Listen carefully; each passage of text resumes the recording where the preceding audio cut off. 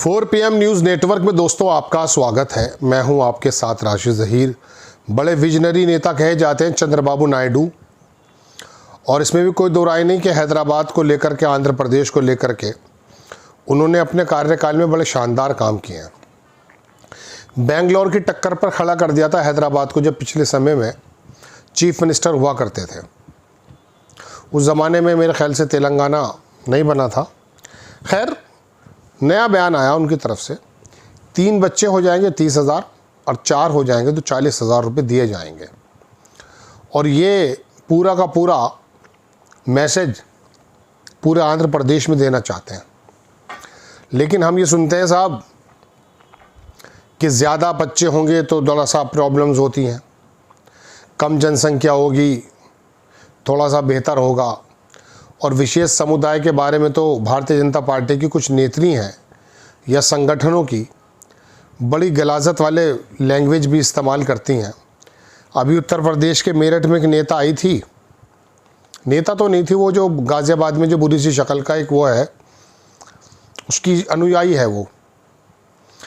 उसने मुस्लिम महिलाओं को एक ऐसी संज्ञा दी जैसे किसी जानवर की बच्चे पैदा करते हैं ना, इस तरह का वो पिग का नाम लिया। पत्रकारों ने भी वहाँ पे उनका ऐतराज़ उठाया था, इसमें कोई दो राय नहीं। तो एक तरफ तो मुस्लिम समुदाय से ये कहा जाता है कि बच्चे ये लोग पैदा कर रहे हैं और जानवरों के प्रति मानित कर रहे हैं, ये देश की तरक्की में बाधक है। अब चंद्रबाबू नायडू जैसा विजनरी नेता अगर 3 से 4 बच्चे पैदा करने की बात कर रहा है और 30,000 3 बच्चों पे, तीसरे बच्चे पे 30,000 और चौथे बच्चे पे 40,000 दे रहा है, तो फिर ये कहाँ चला गया विजन। दरअसल मोदी और अमित शाह की और भारतीय जनता पार्टी की और RSS की नीतियों ने चंद्रबाबू नायडू को शायद मजबूर कर दिया। आपको मालूम है दोस्तों कि उत्तर की जो पूरी पट्टी है, इसमें भारतीय जनता पार्टी का बड़ा बोलबाला है और यहाँ ज़्यादा सीटें जीत लेते हैं वो। तो अभी पिछले दिनों लोकसभा के अंदर भी एक प्रस्ताव लाने की बात कही जा रही थी कि साहब 545 सीटें जो हैं इनको 800 कर दिए जाएँ। तो वहाँ तमिलनाडु से लेकर कर्नाटक और आंध्र प्रदेश या तेलंगाना और केरल, सब लोगों ने इसको अपोज किया था, भाषा को भी और इस बात को भी कि आपके रीजन में चूँकि जनसंख्या ज़्यादा है तो आप तो उस जनसंख्या के हिसाब से सीटें बना लेंगे तो आपकी तो सीटें बढ़ जाएंगी। तो दक्षिण का जो वर्चस्व है या दक्षिण का जो इंटरफेरेंस है वो कम हो जाएगा, चूँकि उन लोगों ने स्कीम चला करके बच्चों को कम किया है और तरक्की की तरफ चले हैं। तो चंद्रबाबू नायडू अब चूँकि मोदी के साथ सरकार में है तो मेरे ख्याल से उन्होंने उसका तोड़ ये निकाला है कि आप अगर ये चाहते हैं कि हिंदी पट्टी पर एक ऐसा कानून बन जाए कि यहाँ पर सीटें ज़्यादा हो जाएं और वहाँ सीटें कम हो जाएं, क्योंकि जनसंख्या के एतबार से सीटें तय होती हैं और होंगी। तो ऐसे में दोस्तों चंद्रबाबू नायडू हो सकता है मोदी की इस नीति से, RSS और BJP की इस नीति से कि हिंदी पट्टी से ही काम बन जाए, क्योंकि दक्षिण में इनका कोई मामला बन नहीं पा रहा है। कोशिश बहुत करते हैं, तमिलनाडु में आए थे अभी, मुंह की खाकर चले गए हैं। कर्नाटक में आए थे, वहाँ भी हार के वापस चले गए हैं। सरकार भी तोड़ी थी एक बार वहाँ पर। आंध्र प्रदेश में चंद्रबाबू नायडू ने ही थोड़ा सा सीटें वगैरह दे दी थी तो कुछ 3-4 सीटें लोकसभा में आ गई, कुछ विधानसभा में आ गई। अदरवाइज़ वहाँ भी इनका कोई ज़्यादा स्टेक नहीं है। केरल की स्थिति आपको मालूम है ही, वहाँ भी बहुत बुरे हालात हैं। मतलब जो पढ़ा लिखा समाज है दक्षिण के अंदर, जो सोचने वाला और बहुत बुद्धिजीवी वर्ग है, वो BJP को पसंद नहीं करता है, धार्मिक राजनीति करने वालों को पसंद नहीं करता है। और मैं तो आपके सामने बारहा कह चुका, वहाँ तमिलनाडु का कोई सांसद था, पिछली बार बोल के गया था पूरी हिंदी पट्टी को गोबर पट्टी। तो अकॉर्डिंग टू हिम इस गोबर पट्टी के अंदर तो सीटें ज़्यादा करने का प्रोग्राम है, क्योंकि जनसंख्या यहाँ ज़्यादा है। तो स्टालिन वगैरह इकट्ठे हुए, उन्होंने कहा भाई हमने अपने राष्ट्रीय प्रोग्राम को देखते हुए जनसंख्या को कम किया है और आप जनसंख्या बढ़ाए जा रहे हैं। एक तो हमारा राजस्व ले जाते हैं लूट ले करके, जो राजस्व इकट्ठा महाराष्ट्र देता है, तमिलनाडु और साउथ देता है, वो खर्च होता है ज़्यादा यहाँ उत्तर की पट्टियों में।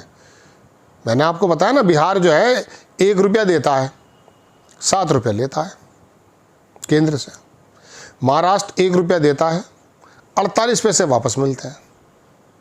विंध्याचल यानी कि अगर मध्य प्रदेश के आधे हिस्से में अगर ऊपर चले जाएंगे आप दक्षिण की तरफ, तो वहाँ आपको नज़र आएगा ज़रा प्रॉस्पेरिटी, मतलब बहुत तरक्की है। वजह उसकी है कि वो पढ़े लिखे लोग हैं, समझदार लोग हैं। आरएसएस को और बीजेपी को जगह भी नहीं दी है और तरक्की की बातें करते हैं, भाईचारा भी बना हुआ है अभी तक।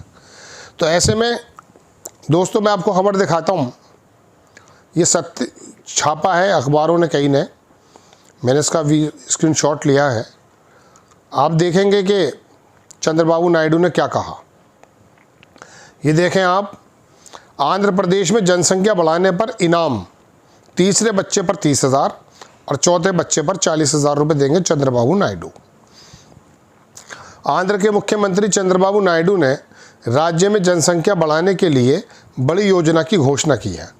शनिवार को श्रीकाकुलम जिले के तमरपल्ली गांव में एक जनसभा को संबोधित करते हुए सीएम नायडू ने कहा कि बच्चे हमारी संपत्ति हैं। ये संदेश मैं पूरे राज्य में पहुंचाना चाहता हूं। इसमें जब पहुंचाना चाहते हैं तो आगे उन्होंने लिखा अखबार ने कि बच्चे के जन्म पर परिवार को 30,000 रुपये तीसरे बच्चे के और चौथे बच्चे पर 40,000 रुपये इनाम दिया जाएगा। दरअसल आंध्र प्रदेश के मुख्यमंत्री चंद्रबाबू नायडू राज्य में जनसंख्या बढ़ाने के लिए बड़ी योजना की घोषणा की है।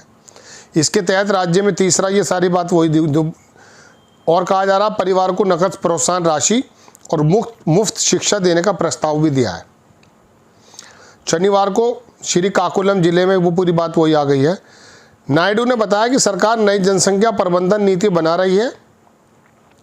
डिलीवरी के समय अभी लिखा है कि दूसरे और या उससे ज़्यादा बच्चों के जन्म पर डिलीवरी के समय 25,000 रुपये दिए जाएंगे, दूसरे पर भी। इसके अलावा तीसरे बच्चे के लिए 5 साल तक हर महीने 1,000 पोषण सहायता, 5 साल तक 1,000 रुपये पोषण सहायता, 18 साल तक मुफ्त शिक्षा। इसके अलावा तीसरे बच्चों को जन्म देने पर 12 महीने तक पेरेंटल लीव यानी माता पिता की छुट्टी देने का वो भी सरकार विचार कर रही है।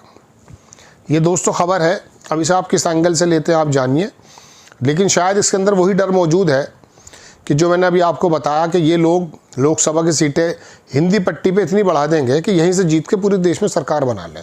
क्योंकि कई बार कोशिशें करने के बावजूद भी दक्षिण में इनके पैर जम नहीं पा रहे हैं। बंगाल जीत लिया, केरल से बाहर निकाल दिए गए, मतलब केरल में भी कोई जगह नहीं बनी। तमिलनाडु में जयललिता की पार्टी के साथ गए, वहाँ भी कोई जगह नहीं बनी।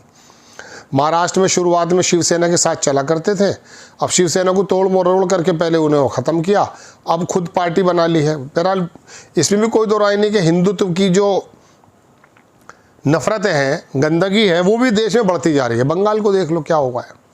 लेकिन फिर भी दक्षिण की तरफ से ये बयान आया जो मैंने आपके सामने रखा है। आपको खबर अगर अच्छी लगती है बराए करम चैनल को सब्सक्राइब करें, शेयर करें। नेक्स्ट टाइम किसी खबर के साथ हाजिर होता हूँ। जय हिंद।